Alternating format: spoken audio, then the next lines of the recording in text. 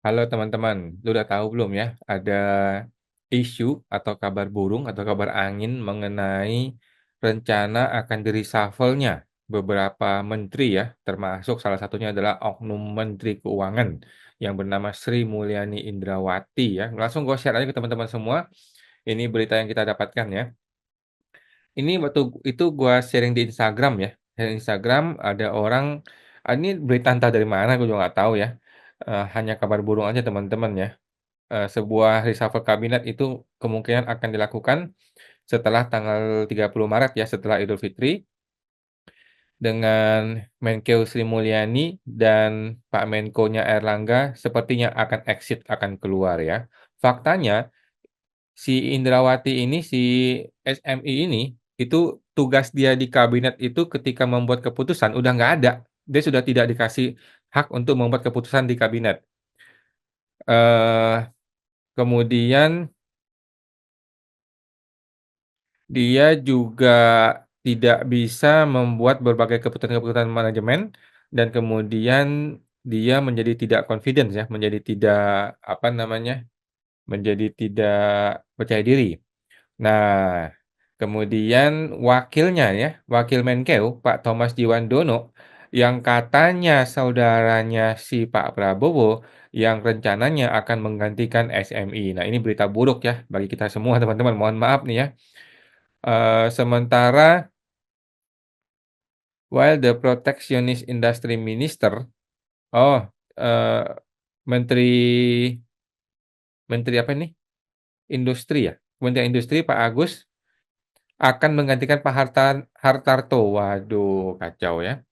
Informasi ini mungkin masih bisa berubah katanya ya, dan banyak orang sudah mengkomentari komentar gue, video gue, postingan gue. Ini ada berita juga dari strategi.id, entah berita dari mana ini ya, Rabu tanggal 12 Maret. Muncul isu SMI dan Airlangga akan mundur dari Kabinet Merah Putih. Entah mundur, entah dipecat, entah ditendang, entah di-reshuffle, sama aja lah ya. Muncul rumor dua menteri kabinet akan mundur dari jabatannya akhir bulan Maret setelah lebarannya. Kalau sudah rumor, berarti kan jadi ini barangnya. Kalau kalau Prabowo-nya mau gitu. Perombakan kabinet tampaknya akan segera terjadi setelah libur 30 Maret nih, sebentar lagi ya, dengan Menkeu, Sri Mulyani, dan Erlangga akan keluar. Menurut sumbernya Pak Strategi ID ini, peran SMI dalam pengambilan keputusan soal keuangan telah berkurang. Jadi bukan hanya berkurang ya, sudah nggak ada dia fungsinya ya. Wakil Menkeu, Pak Thomas Djiwandono kemungkinan akan menggantikan Sri Mulyani. Isu ini muncul setelah terjadi gesekan antara Sri Mulyani dan Bappenas terkait target pertumbuhan ekonomi di Tenggarai, yang menjadi biang keroknya, oke. Pengamat kebijakan publik dari Strategi Institut menyatakan bahwa isu mundurnya SMI ini sudah ditebak sejak awal kabinet terbentuk. Bahkan ada rumor di awal kabinet tuh dia paling lama 2 tahun katanya, oke. Juga mengatakan, sumbernya si Strategi ID ini ya, akibat kerja yang tidak sejalan dengan Bappenas adalah ketika penetapan target pertumbuhan 8% sesuai target yang diharapkan Presiden Prabowo, sementara SMI masih melihat 5%. Nah, dalam hal ini gua terpaksa berpihak pada Sri Mulyani. Prabowo ini sembarangan ngomong, 8% itu omong kosong, Bos. 8% dari mana lu bisa dapat 8%? Indikatornya apa? Apa yang akan lu lakukan untuk dapatin pertumbuhan 8%, Pak Prabowo? Itu omong kosong, gitu. Nah, jadi Sri Mulyani ini orang pinter. Sri Mulyani tuh lihat, nggak mungkin Bos 8% Bos, gitu. Kalau lu bisa benerin koruptor-koruptor, lu buang-buang koruptor itu semua bisa tuh, tapi koruptor ada di lingkaran lu semua. Jadi nggak bisa 8%, 5% itu udah bagus kata Sri Mulyani. Jadi ini menurut gua ini gue sependapat dengan Sri Mulyani ya.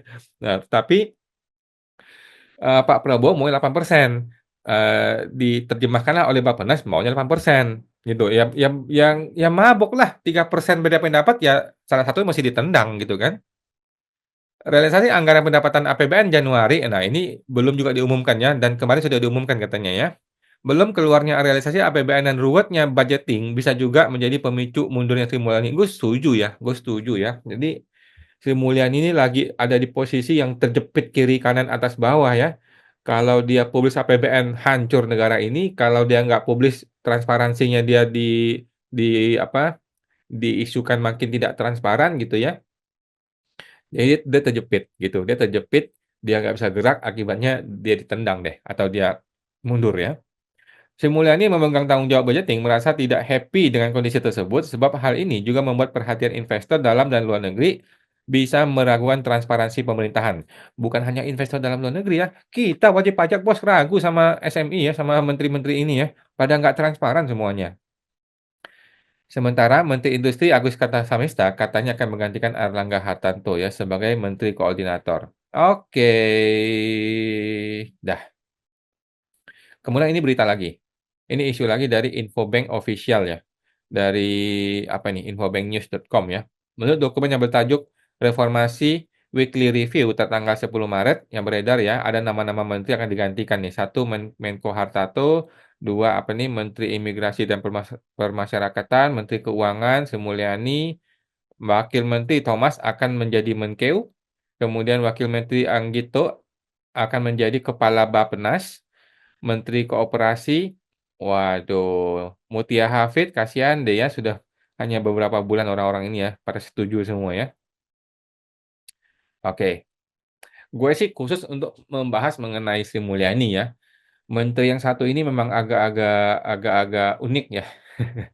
Oke, ini dulu deh, secara umum teman-teman ya, secara umum, kalau ada menteri yang keluar di tengah-tengah pemerintahan, apalagi baru berjalan beberapa bulan ya, 6 bulan ini ya, ada dua kemungkinan.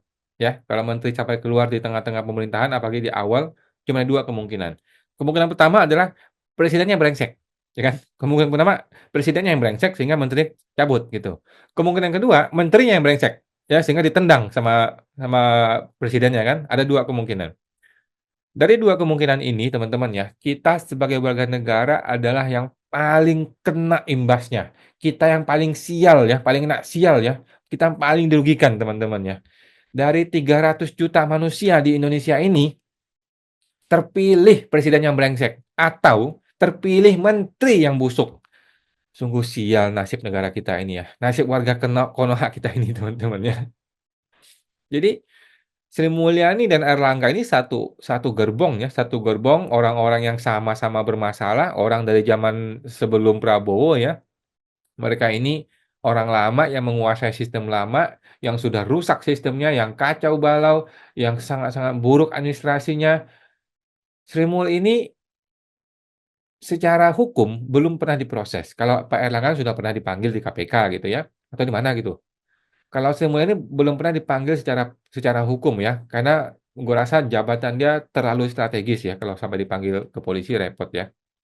Namun kita perlu ingat teman-teman ya, karma is real ya, karma itu nyata ya. Akan tiba waktunya oknum Menkeu ini akan dipanggil untuk dipertanggungjawabkan perbuatan-perbuatannya di muka pengadilan ya. Memang sudah seharusnya ya, semua orang harus mempertanggungjawabkan perbuatan dia di muka pengadilan. Tapi anyway, Menteri Keuangan ini, Kementerian Keuangan yang menurut gua masih lebih bagus dibanding kementerian lain ya. Namun itu pun kita tidak puas ya. Salah satu yang bagus dari Menteri Keuangan adalah kalau kita lihat di pengadilan pajak itu sudah online semua. Ini satu-satunya pengadilan teman-teman ya yang online. Pengadilan negeri tidak online, pengadilan Mahkamah Agung tidak online, pengadilan tinggi tidak online, petun apalagi kacau balau ya. Jadi satu-satunya pengadilan yang dari awal sampai akhir online itu hanya di pengadilan pajak. Nah, itu bagus teman-teman ya. Nah, sekarang apa yang buruk dari si Kementerian Keuangan ini ya? Ada beberapa poin. Yang pertama, tidak transparan, ya, tidak transparan. Teman-teman masih ingat kemarin si oknum Menkeu ini meeting dengan DPD, kemudian Dirjen Pajak meeting dengan DPR, ditutup untuk umum, padahal sidangnya dibuka untuk umum, rapatnya dibuka untuk umum, tetapi sengaja dong ditutup di tengah jalan untuk umum, sehingga kita tidak tahu ngomong apa mereka di dalam itu. Apakah bagi-bagi duit? Kita tidak tahu, ya kan? Kemudian masih ingat nggak? Gua diusir dari kantor pajak. Karena gua mau transparan, sedangkan oknum pajaknya tidak mau transparan. Dan sejak saat itu sampai hari ini, di semua kantor pajak ada pelang yang namanya tidak boleh merekam ataupun memfoto di lingkungan, pajak. Lah, kok bisa begitu? Orang pajak kerja pakai uang kita. Oleh karena itu, kantor pajak adalah kantor kita bersama. Kenapa gua nggak boleh merekam? Padahal gue pengen transparan. Nah, dan hal ini didiamkan oleh Sri Mulyani itu. Memang kacau ya, menteri ini satu ini ya. Yang kedua, Kementerian ini adalah kementerian yang penuh dengan kolusi, nepotisme, dan politik internal dan ada isu juga. Surya Utomo itu adalah orang dekatnya gitu ya, dan kemudian dipaksakan untuk terus menjabat sebagai Dirjen Pajak, yang akibatnya menyebabkan dia menjadi ilegal saat ini ya. Kemudian tindakan disiplin pegawai yang di Kementerian Keuangan ini terlalu vertikal, tangan besi gitu ya. Ini menghilangkan demokrasi dalam sistem kepegawaian di Kemenkeu ya. Teman-teman mungkin tahu ya, lu mungkin tahu Ferry Irwandi yang YouTuber gede itu ya, dia mantan pegawai dari Kemenkeu yang kemudian resign ya, dan gue juga ada ketemu teman-teman yang mantan Kemenkeu yang resign, ya memang seburuk itu sih, memang sekacau dan seburuk itu, dunia politik di dalam perkantoran di Kementerian Keuangan dan DJP ya. Ya mau gimana lagi teman-teman ya, ikan busuk dari kepalanya teman-teman ya. Bosnya udah busuk, maka anak buahnya busuk semuanya ya. Nggak semua sih ya, sebagian.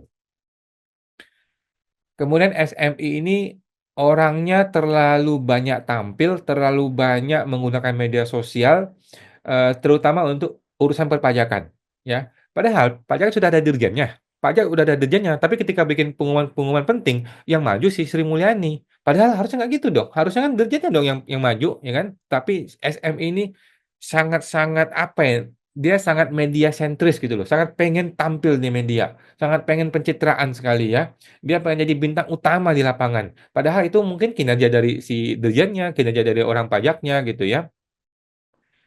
Tetapi ketika korteksnya sudah jadi sampah, jadi barang yang nggak bisa diselamatkan lagi, dia kabur. Dia nggak boleh ngomong korteks, ya kan? Dia lempar kepada orang-orang. Pak Luhut dia panggil, kemudian Pak Dirjen dia panggil, kemudian Pak Luhut kabur, pasang bendera putih. Sekarang semuanya mata tertuju kepada, ya kembali ke Sri Mulyani lagi ya. Kemudian yang paling masalah lagi adalah tidak ada SOP yang jelas di dalam penanganan pengaduan di lingkungan Kementerian Keuangan dan DJP. Coba gimana Anda bikin pengaduan di DJP dan Kementerian Keuangan? Bagaimana prosesnya? SOP-nya berapa hari? Apa yang dilakukan? Dan bagaimana penanganannya? Bagaimana hasilnya? Ada nggak LHP laporannya?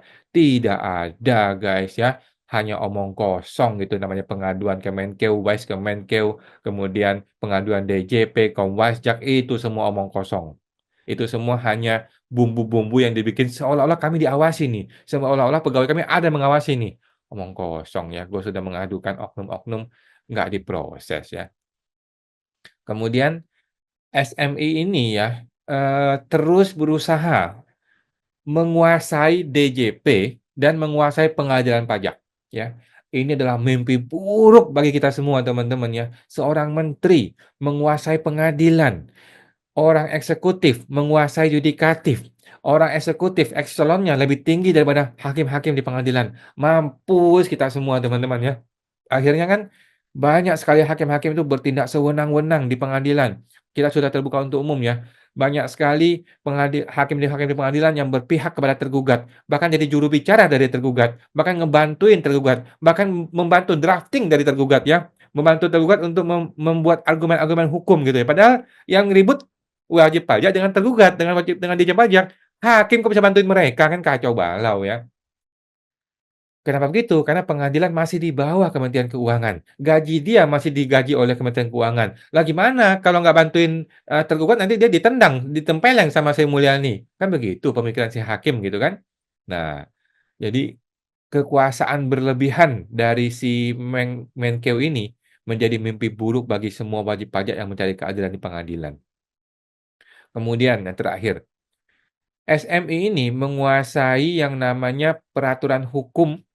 Dia bisa membuat peraturan hukum yang melanggar hukum.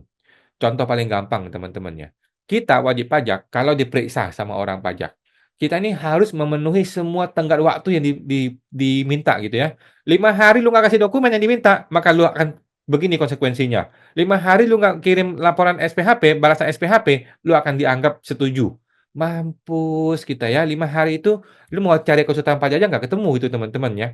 Tetapi, kalau pemeriksa pajak melanggar hukum, kalau pemeriksa pajak melanggar jangka waktu pemeriksaan, nggak ada dasar hukum, nggak ada hukumannya, nggak ada sanksinya, bebas saja dia, ya, tidak ada hukumannya.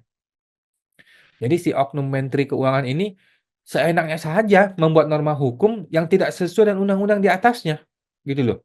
Dia mendapatkan kewenangan yang terlalu besar oleh undang-undang. Undang-undang yang memberikan kewenangan kepada Kemenkeu ini, sehingga dia bisa membuat PMK sesuka hati dia, tanpa konsultasi dengan DPR.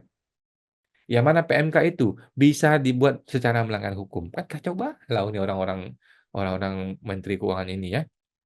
Memang seperti itu teman-teman ya, memang seburuk itu dan sekacau itu dunia Kemenkeu saat ini ya, sejak dipimpin oleh Sri Mulyani. Memang rusak memang benar-benar ya.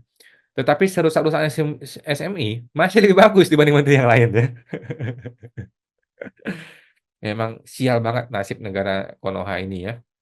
Dan sekarang orang yang menggantikan dia, Thomas siapa namanya? Thomas Jiwandono ya, yang katanya, eee, keponakan Prabowo atau siapa gitu ya. Aduh, gua mohon maaf nih, kita nggak ada harapan ya.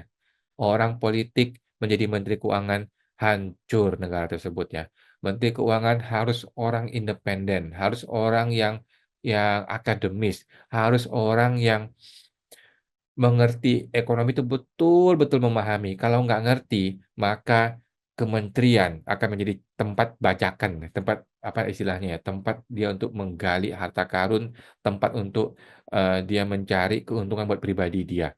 Dan kita masih tidak bisa percaya dengan Thomas Ciwandono. Orang ini nggak jelas ya, nggak jelas kemampuan dia. Mohon maaf Pak Thomas ya. Tetapi anyway, kalaupun suatu hari dia betul-betul menggantikan Sri Mulyani ya, ya kita lihatlah bagaimana tindak tanduk dia ya. Kalau dia semakin buruk, ya udahlah, kita kita mengelus dada aja teman-teman ya. Memang udah nasib warga Konoha nih teman-teman ya. Oke teman-teman, sampai jumpa, semoga terbantu.